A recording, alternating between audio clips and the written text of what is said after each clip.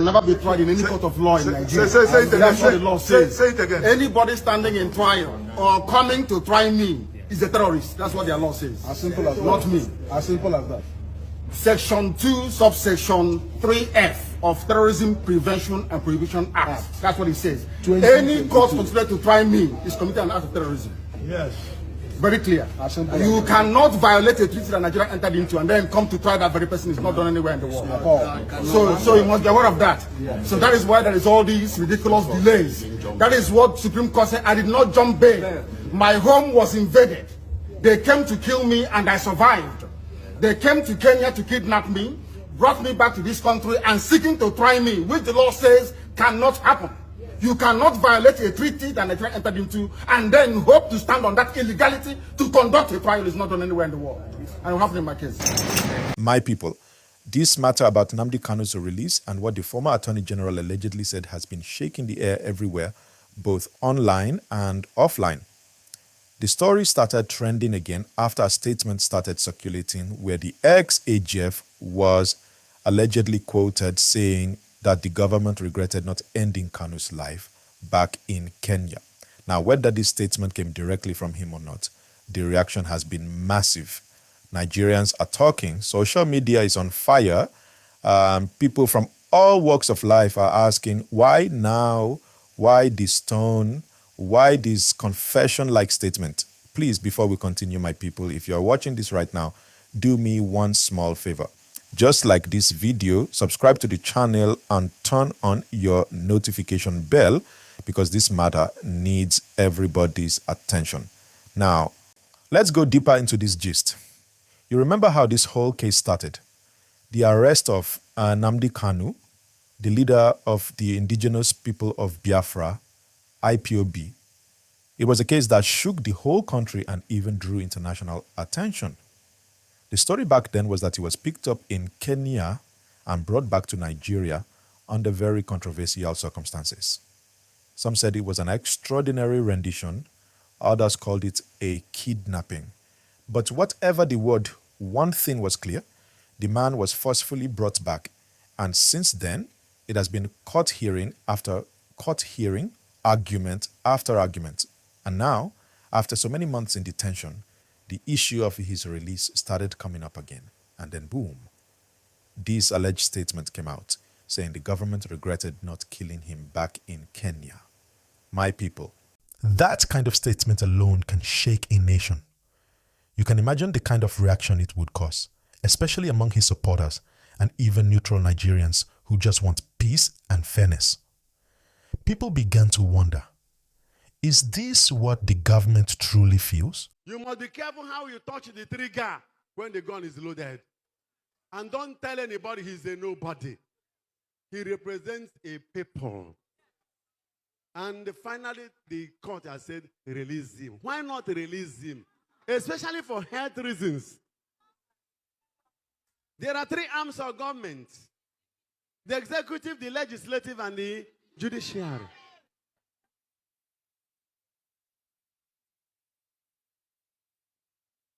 And one arm, we say the other is useless.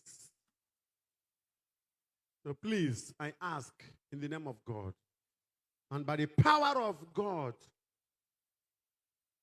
that our leaders should quickly release Nnamdi Kanu.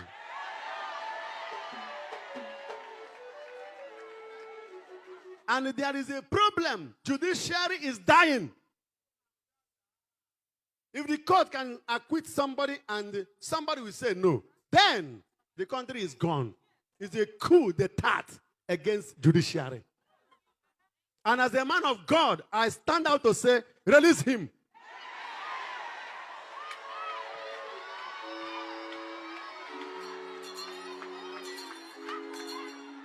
Do the needful. Our people are suffering. A lot of suffering in the country. Perpetuated by our so-called leaders. I'm not a politician and I don't intend to be one.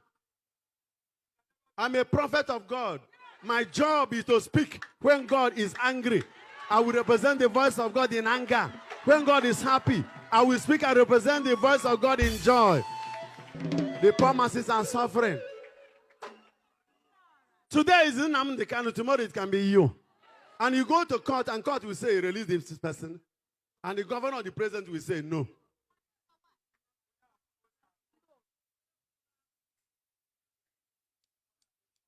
If holding that young man will cripple this country, why not release him? I have to render my voice so that when tomorrow the leaders begin to suffer calamity, they will not say, what did the Father Mbaka say? And remember, when I'm called into this service, I didn't take anybody's permission to air my view when God says, air it. When I cannot speak what God asked me to speak, then I have finished my job. Then God will take me. So I have not finished my job.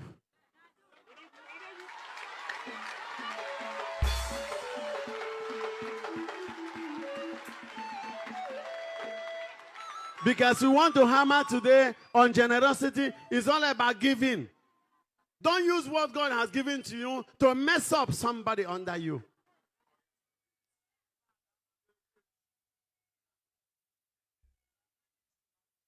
So I lift my hands once more for the suffering Nigerians. Everybody is suffering now. Nobody can kill a man of God until the time God says it's over.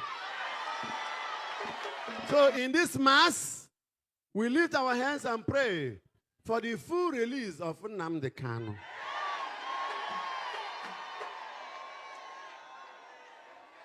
Fewere chukwa kanisia. Oyi bembegare. Begere ibe ha bere n'azụ. Igbo wibo na-atafu ihe a na-amaro isi ya. Ụmụakwụkwọ amangazi, ndị ọrụ amanga, Monday akpọchi ebe niile. Ndị na-acha ya ọ gbasara ha, they don't care. How can you say you don't care? But you are a leader. You must care.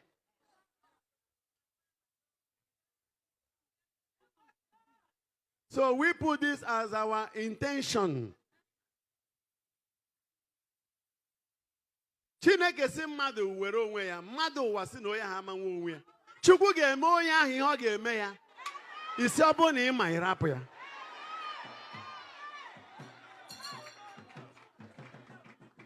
Then why the judiciary? So please, I ask in the name of God and by the power of God that our leaders should quickly release Nnamdi Kanu. Or is it just another attempt to provoke the masses or send a message through the media? The former AGF was said to have warned the current administration to handle this case with wisdom, that if they are not careful, the issue could turn into another global embarrassment for Nigeria. He allegedly said the government must show transparency because the way they manage this matter will determine how the world continues to see Nigeria. And honestly, that is true. Every time Nnamdi Kanu's name comes up, it's not just about politics anymore. It's about justice, human rights, and how the rule of law is being respected in our country. Please, if you're still with me, just pause and like this video right now. And if you haven't subscribed yet, kindly do so because we're still diving into the real side of this gist. Now, according to reports, Kanu has reportedly dismissed his legal team and chosen to represent himself in court. That single action alone has added more drama and more spotlight to this whole matter. It's not every day you see a high-profile defendant saying, "I will stand for myself." It tells you two things. Either he doesn't trust the system anymore, or he believes no one can truly defend him better than himself. And because of that, every court session now feels like an event, something like a movie scene. In fact, one political analyst, Barrister Maduka, said this whole trial is beginning to look like a new Nollywood episode. Imagine that comparison. It tells you how serious and at the same time how dramatic this situation has become. Maduka didn't stop there. He also criticized the federal government for handling this case in a way that's drawing global ridicule. He said, Nigeria is behaving like a country trying to kill ants with a hammer. using too much force on something that could be handled with wisdom. He warned that this kind of approach only brings embarrassment and paints a bad image of the country before the international community. You see, when people from within start saying things like that, it means the image of the country is really on the line. And he's right, because every time Kanu's case appears in court, the whole world is watching. International media picks it up. Activists speak and it becomes another headline. But here's the twist. Maduka also urged the judiciary to stay neutral and ensure justice is done without political influence. He said something very important.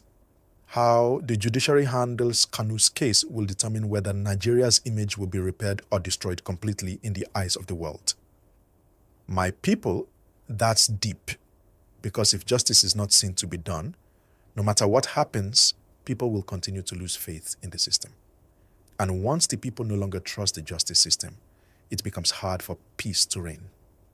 Now, let's reason this together. Why is Kanu's matter always so sensitive? It's because from day one, it has been tied to emotions, politics, and identity. For some, he's a freedom fighter who represents the voice of a forgotten region. For others, he's a threat to national unity. And for the government, he's a man whose actions tested the strength of the law. So you see, every side sees him differently, but one truth remains. Nigeria as a country must learn how to handle sensitive cases without letting them turn into international scandals. My people, please, if you're still watching, just hit the like button again and subscribe, because this discussion needs every Nigerian to be part of it. Now let's go back to that alleged quote about regretting not ending him in Kenya. Whether it's true or not, that kind of statement should not be taken lightly, because if it really came from someone who once held the highest legal office in the land, it's not just a comment, it's a reflection of mindset and policy. And that's what people are angry about. People are saying, so is that how things work in government? If someone disagrees with the state, the next option is to end their life. That's what's worrying Nigerians. And if truly the ex-AGF said something like that, it will only fuel more distrust between the people and the government. Some supporters of Kanu believe this is just another attempt to prepare the ground for whatever decision might be coming next. Others think it's a strategy to test public reaction, to see how people would respond before taking action. Whichever way, it's not sitting well with the citizens. In a democracy, people expect transparency, rule of law, and justice, not threats or regrets about what could have been done outside due process. That's why many Nigerians are now saying it's time for the government to release Kanu and let the law take its natural course. And when we talk about the law, we must also talk about fairness, because justice delayed is justice denied. This case has dragged on for too long. People are tired of the endless court sessions, the postponements, and the political undertones. It's almost as if no one wants to take full responsibility. Meanwhile, tension keeps rising in different parts of the country. Some regions feel marginalized, others feel ignored, and the common man is left confused. At the same time, some experts are advising that the government should use this opportunity to show leadership, release Kanu under strict conditions if necessary, start dialogue, and focus on peace building. Because at the end of the day, no country wins by keeping its citizens divided. And whether we like it or not, this matter affects the unity of Nigeria directly. But let's face it, some people also argue that Kanu has to face the consequences of his actions, especially if the court finds him guilty of anything. They believe letting him go without conclusion could send the wrong message that anyone can challenge the government and go free. So, it's a very complex situation between justice, politics, and public perception. That's why the judiciary's role is so crucial now. They must rise above every pressure and make sure the truth prevails, whatever it may be. Please, my people, if you're following the gist, don't forget to like this video and subscribe to the channel right now, because we need more Nigerians who think clearly to join this conversation. Drop your thoughts in the comments section too. Do you think the government should release Nnamdi Kanu? Or do you think he still has a case to answer? Let's talk about it respectfully, because this is our country and we all want peace. The truth is, this case has become more than just one man's story. It has become a symbol of how our justice system is perceived, how our leaders handle criticism, and how our country manages conflict. The world is watching, and history will remember how Nigeria handled Nnamdi Kanu's case. Will it be a story of reconciliation and maturity, or another dark chapter of division and force? Time will tell. My people, let's end it here for now. But this is far from over. More revelations are coming, and we will continue to follow this story as it unfolds. If you've enjoyed this gist, please like this video, subscribe to the channel, and share it so more people can join the conversation. Remember, our goal is peace, truth, and justice for all. It's a mistake keeping Nnamdi Kanu in prison, I believe. In fact, kidnapped him. There's no other word in the first place. That's true. He had a right to pursue his cause anywhere he wanted. He was never accused of physically bombing any place, killing any place. Language, yes, was incited, no question at all about that. But you don't arrest, you don't kidnap people. Buhari seemed to have an obsession with kidnapping people. You know, that seemed to be his trademark. Modus operandi.